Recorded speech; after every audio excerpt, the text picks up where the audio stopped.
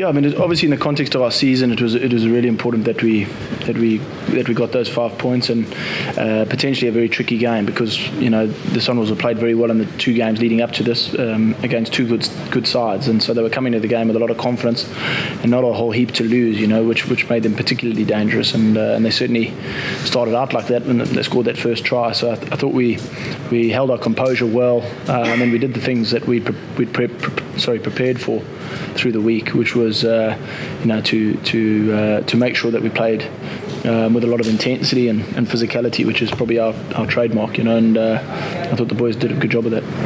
Did you get a sense that West's middle loose work as well? Yeah.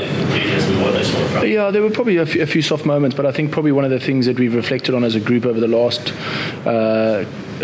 in the week before we played the Brumbies was that we were successful in the early part of the season because we were prepared to be brave and we were prepared to take a few chances and have a go, and so while we were making those mistakes, the message was certainly never that we move away from that. I think we needed to keep at it, and I was pleased that we continued to have a crack at those things, and not always going to work out, but we did enough that the ones that did obviously made the difference, which was good.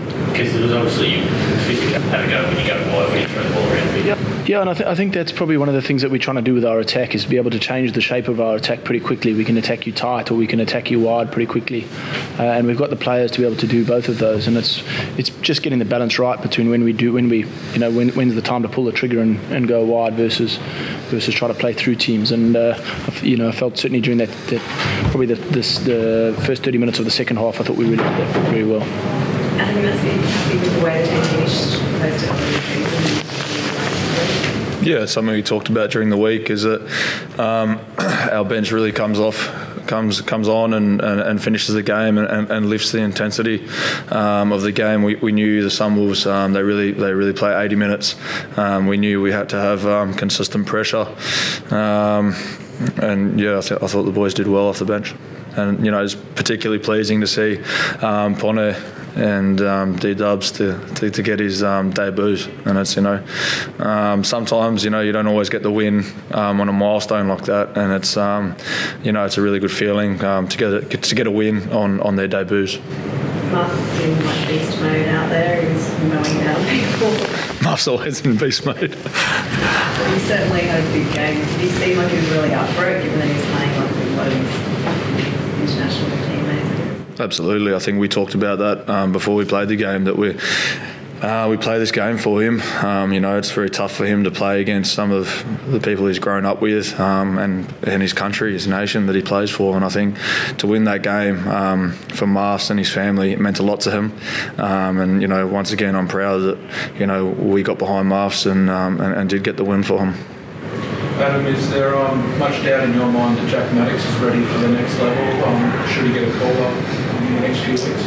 Yeah, mate, he's a talent, and I think he's done everything he can do to put his best foot forward for selection, and I'm sure his time will come in that jersey. And he's a character around the field, on and off the field. He's a character. And he's a great asset to our team, and he's going to have a great career. Every game's important, obviously, but with the break coming and you're back in the 8 tonight, so how big is next week? Yeah, I mean, I think Jeff, probably if I'm honest, one of the mistakes we made in that middle part of the season is looking ahead too much. Like we always say we're not, but in actual fact we were. And I think the reality is we've learned a lesson from that. So we're gonna enjoy tonight's win, because I think it's brought some real confidence back into the group, having won now 2 in a row, and the fact that we didn't concede any points in the second half. And I think probably most importantly, the thing for me was when we were on the last sort of passage of the game, when we were on our 22 and having known the game was won, could probably have easily given away and just let them score. We didn't do that at all. We fought and defended our line as if it was the first minute of the game, so that was pretty special for us, and that's built a lot of confidence. And I think the thing now is just to be present in next week and go and tackle the Blues in the same way that we did the Sunwolves this week, and go through the same process. Something a little bit different about it though, because it's the last game before a break. Do you mean in terms of the context of the playoffs, or?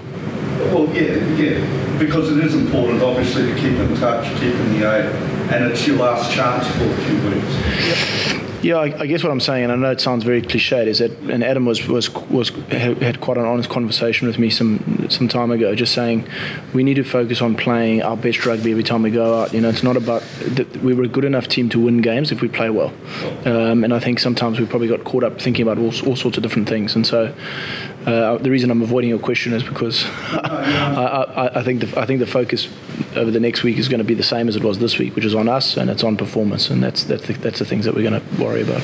Dave, did you get a nice reminder from the forwards as well? Did you get it after such a bit of a down period before? Did you get another reminder of just how good you think this team have been? Yeah, I mean, I certainly thought going into half-time, and I know from the data that the forwards were working incredibly hard, so they were incredibly physical in the contact and getting through a lot of work. And then I thought in the second half the backs did a great job of stepping up and assuming some of that responsibility, which made it difficult for the opposition, because we were changing the shape of our attack pretty consistently and causing them problems right across the park. And so yeah, I'm very pleased with our attack. I mean, there's a lot of stuff that we worked on out of the Brumbies game that we needed to do better, and we did a lot of those things tonight, which is pleasing. But in reality, we're going to have to play really well again next week. So we've got to sort of reset the clock again after tonight and go back and make sure that we're up again in the same frame of mind for next week. What did you make of Grace at 10? Yeah, he did a good job. I think one of the things he did is just really controlled the game well. I think he was doing a lot of talking out there, which is pretty typical of Reece. And I think he brings a real physical presence to that position, which is great. Sometimes, as I said to Morgan, sometimes you don't always make the right decision as a 10, but he's got the physical capacity to. If he doesn't, he just puts the ball under his wing and he manages to go forward. Which is a real asset to us. In terms of what we'll do there going forward, I'm not sure. We'll have to go and have a good look at the game. Is there anyone else you can single out that you'd like you think has put their foot forward for selection? For the Wallabies, Jeff, do you mean? I always feel uncomfortable answering that because it's not really my role, but I know that there are some guys in our team that I'm very proud of. I think I keep mentioning Anaru Rangi just because of the journey, the progress he's made in the last 12 months, just unbelievable. He's gone from being a carpenter to very close to being the Wallaby hooker,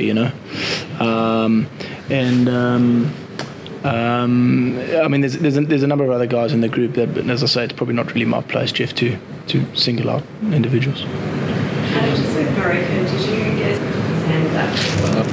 No, I haven't noticed his frustration at training. I think one of Marika's best assets is that he does his role very well for the team, and when he gets that opportunity, he puts his hand up and finishes tries. A lot of tries if you give him the ball. So, Marika's been fantastic for us, and I'm sure he'll continue to be.